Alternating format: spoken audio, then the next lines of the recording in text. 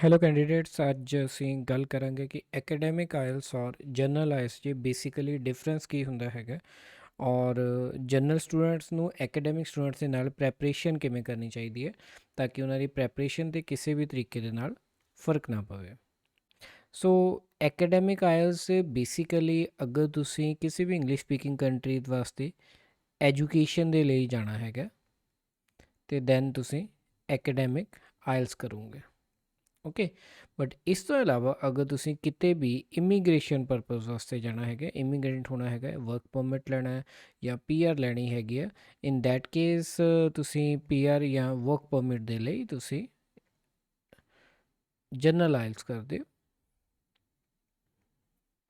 ਸੋ ਦੋਨੋਂ exam same ਹੁੰਦੇ ਹੈਗੇ ਆ, ਟਾਈਮਿੰਗ ਇਹਨਾਂ ਦੀ ਸੇਮ ਹੁੰਦੀ ਹੈ, ਇੱਕੋ ਟਾਈਮ 'ਤੇ ਹੁੰਦੇ ਨੇ ਔਰ ਇੱਕ ਹੀ ਸੈਂਟਰ ਦੇ ਵਿੱਚ ਹੋਣਗੇ।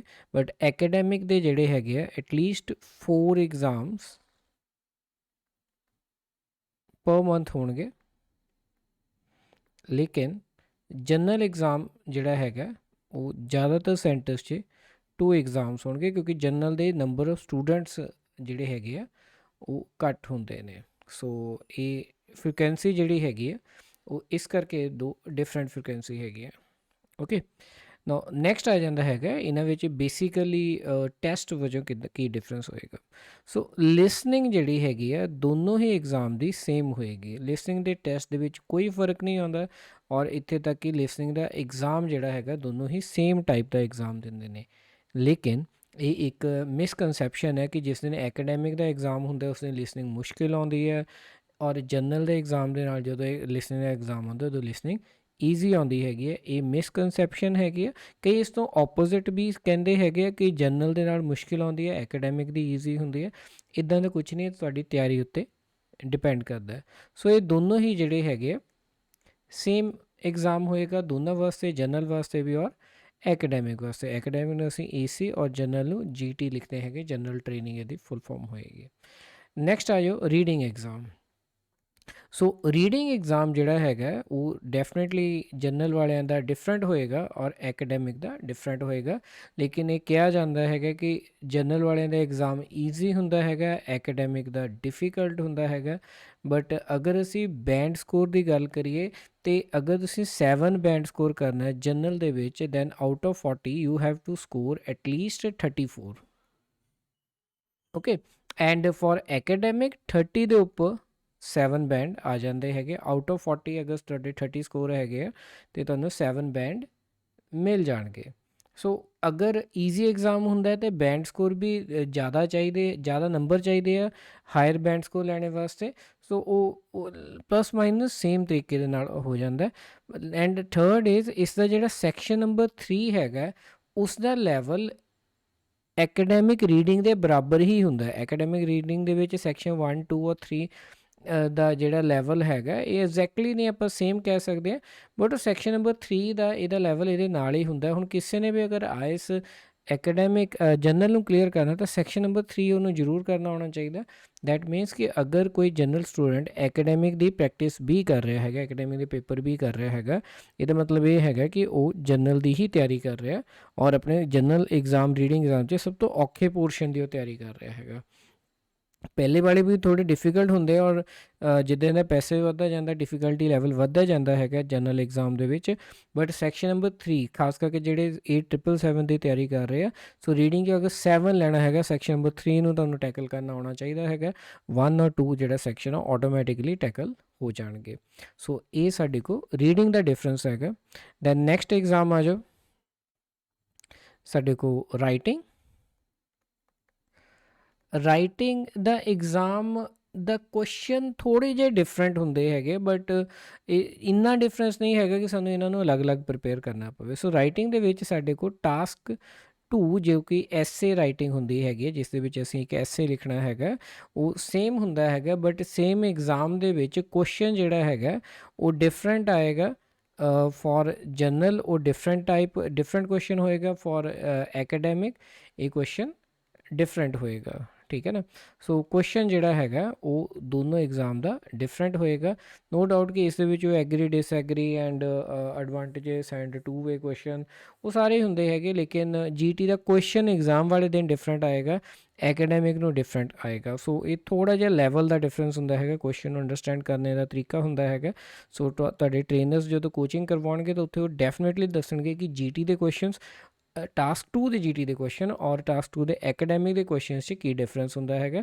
ਔਰ ਕਈ ਵਾਰੀ ਡਿਫਰੈਂਸ ਨਾ ਪਤਾ ਹੋਣ ਕਰਕੇ ਬਹੁਤ ਸਾਰੇ GT ਦੇ ਸਟੂਡੈਂਟਸ 6.5 'ਤੇ ਐਂਡ ਕਰਦੇ ਹੈਗੇ, ਉਹ 7 ਨਹੀਂ ਲੈ ਪਾਉਂਦੇ ਹੈਗੇ, ਸਿਰਫ ਇਹ ਡਿਫਰੈਂਸ ਨਾ ਪਤਾ ਹੋਣ ਕਰਕੇ। ਟਾਸਕ 1 ਜਿਹੜਾ ਹੈਗਾ ਇਸ ਦੇ ਵਿੱਚ ਇਹ ਕਾਫੀ ਡਿਫਰੈਂਟ ਹੋਏਗਾ। ਅੱਛਾ, ਟਾਸਕ 2 ਦਾ ਐਸੇ ਮੈਂ ਗੱਲ ਦੱਸਣੀ ਭੁੱਲ ਗਿਆ, 250 ਵਰਡਸ ਮਿਨੀਮਮ ਤੁਸੀਂ 250 ਵਰਡਸ ਲਿਖਣੇ ਹੈਗੇ ਆ, ਔਰ ਟਾਸਕ 1 ਦੇ ਵਿੱਚ ਮਿਨੀਮਮ ਅਸੀਂ 150 ਵਰਡਸ ਲਿਖਣੇ ਆ।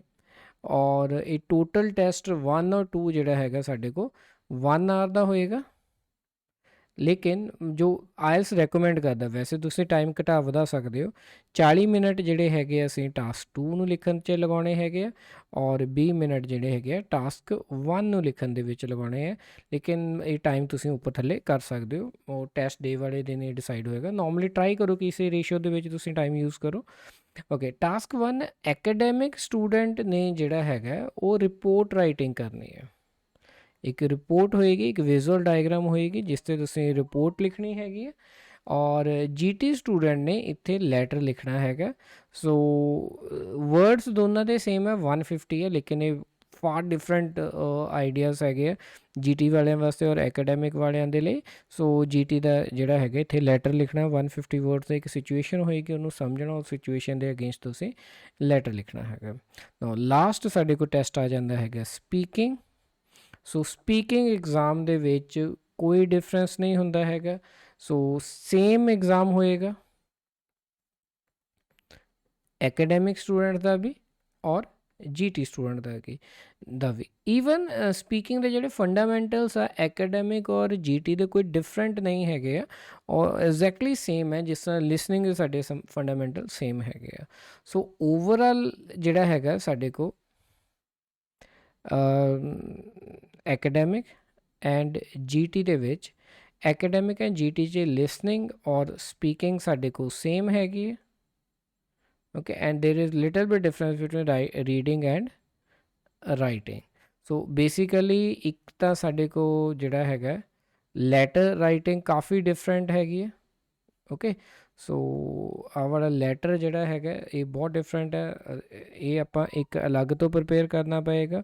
ਠੀਕ ਹੈ, ਐਸੇ ਰਾਈਟਿੰਗ ਨੋ ਡਾਊਟ ਥੋੜ੍ਹਾ ਜਿਹਾ ਡਿਫਰੈਂਟ ਹੈਗਾ, ਬਟ ਇਸ ਨੂੰ ਅਲੱਗ ਤੋਂ ਪ੍ਰਿਪੇਅਰ ਕਰਨ ਦੀ ਲੋੜ ਨਹੀਂ। ਤੁਸੀਂ ਐਕੈਡੈਮਿਕ ਸਟੂਡੈਂਟ ਦੇ ਨਾਲ ਵੀ ਇਹ ਪ੍ਰੈਪਰੇਸ਼ਨ ਬੜੇ ਆਰਾਮ ਨਾਲ ਕਰ ਸਕਦੇ ਹੋ, ਸੇਮ ਉਹ ਕਲਾਸ ਅਟੈਂਡ ਕਰਕੇ। ਓਕੇ, ਰੀਡਿੰਗ ਦੇ ਵਿੱਚ ਵੀ ਜਿਹੜਾ ਡਿਫਰੈਂਸ ਹੈ ਨੋ ਡਾਊਟ ਕਿ ਉਹ ਫੰਡਾਮੈਂਟਲਸ ਦੋਨੋਂ ਐਗਜ਼ਾਮ 'ਚ ਰੀਡਿੰਗ ਦੇ ਵਿੱਚ ਸੇਮ ਯੂਜ਼ ਹੁੰਦੇ ਆ, ਕਿ ਪੇਪਰ ਨੂੰ ਅਟੈਂਪਟ ਕਰਨੇ ਦਾ ਜਿਹੜਾ ਤਰੀਕਾ ਹੈਗਾ ਦੈਟ ਇਜ਼ ਸੇਮ, ਲੇਕਿਨ ਹਾਂ ਲੈਵਲ ਆਫ ਇੰਗਲਿਸ਼ ਥੋੜ੍ਹਾ ਜਿਹਾ ਡਿਫਰੈਂਸ ਹੁੰਦਾ ਹੈਗਾ। ਬਟ ਅਗਰ ਆਪਾਂ ਸਿਰਫ ਸੈਕਸ਼ਨ 3 ਨੂੰ ਕਰੀਏ ਤਾਂ ਸਾਡੇ ਕੋਲ ਤਿਆਰੀ ਜਿਹੜੀ ਹੈ ਸੇਮ ਹੋ ਜਾਂਦੀ ਹੈ। ਦੈਟ ਮੀਨਸ ਕਿ ਇਹਦੇ ਵਿੱਚ ਵੀ ਤੁਸੀਂ ਐਕੈਡੈਮਿਕ ਸਟੂਡੈਂਟ ਦੇ ਨਾਲ ਤਿਆਰੀ ਕਰ ਸਕਦੇ ਹੋ।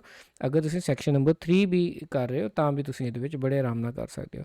ਔਰ ਲਿਸਨਿੰਗ ਦਾ ਤਾਂ ਕੋਈ ਡਿਫਰੈਂਸ ਹੈ ਹੀ ਨਹੀਂ ਹੈ, ਇਹ ਐਕੈਡੈਮਿਕ ਔਰ GT ਨੂੰ ਸੇਮ ਆਉਂਦੀ ਹੈਗੀ ਆ। ਸੋ ਇਹ ਤਿਆਰੀ ਵੀ ਤੁਸੀਂ ਐਕੈਡੈਮਿਕ ਸਟੂਡੈਂਟ ਨਾਲ ਕਰ ਸਕਦੇ ਹੋ। ਓਵਰਆਲ ਆਪਾਂ ਇਹ ਕਹਿ ਸਕਦੇ ਹਾਂ ਕਿ ਇੱਕ ਤੁਹਾਨੂੰ ਲੈਟਰ ਲਿਖਣਾ ਹੀ ਸਿੱਖਣਾ ਪਏਗਾ ਅਲੱਗ ਤੋਂ GT ਸਟੂਡੈਂਟਸ ਨੂੰ, ਐਂਡ ਐਕੈਡੈਮਿਕ ਸਟੂਡੈਂਟ ਨੂੰ ਅਲੱਗ ਤੋਂ ਰਿਪੋਰਟ ਲਿਖਣੀ ਸਿੱਖਣੀ ਪਏਗੀ, ਜੋ ਕਿ ਬਹੁਤ ਹੀ ਡਿਫਰੈਂਟ ਹੈਗੇ ਆ। ਅਦਰਵਾਈਜ਼ ਰੈਸਟ ਜਿਹੜਾ ਐਗਜ਼ਾਮ ਹੈ ਆਲਮੋਸਟ ਸੇਮ ਹੈਗਾ। ਹਾਂ, ਲੇਕਿਨ ਜਿਹੜੇ ਐਗਜ਼ਾਮੀਨਰਸ ਹੁੰਦੇ ਹੈਗੇ ਉਹ ਥੋੜ੍ਹਾ ਜਿਹਾ ਕੰਡੀਸ਼ਨ ਕੰਸੀਡਰ ਜ਼ਰੂਰ ਕਰਦੇ ਹੈਗੇ ਆ ਕਿ ਐਕੈਡੈਮਿਕ ਐਗਜ਼ਾਮ 'ਚ ਤੁਸੀਂ ਅਪੀਅਰ ਹੋ ਰਹੇ ਹੋ ਜਾਂ GT ਐਗਜ਼ਾਮ 'ਚ, ਬਟ ਤੁਹਾਡੀ ਪ੍ਰੈਪਰੇਸ਼ਨ ਦੇ ਵਿੱਚ ਉਹ ਚੀਜ਼ਾਂ ਨਾ ਵੀ ਪਤਾ ਹੋਣ 'ਤੇ ਕੋਈ ਡਿਫਰੈਂਸ ਨਹੀਂ ਕ੍ਰੀਏਟ ਕਰਨਗੀਆਂ। ਆਈ ਹੋਪ ਤੁਸੀਂ GT ਔਰ ਐਕੈਡੈਮਿਕ ਐਗਜ਼ਾਮ ਦੇ ਵਿੱਚ ਫ਼ਰਕ ਸਮਝ ਚੁੱਕੇ ਹੋ। ਅਗਰ ਫਿਰ ਵੀ ਤੁਹਾਡਾ ਕੋਈ ਵੀ ਕੁਐਸਚਨ ਹੋਇਆ ਤਾਂ ਉਹ ਮੈਨੂੰ ਜ਼ਰੂਰ ਪੁੱਛ ਲਿਓ। Thank you.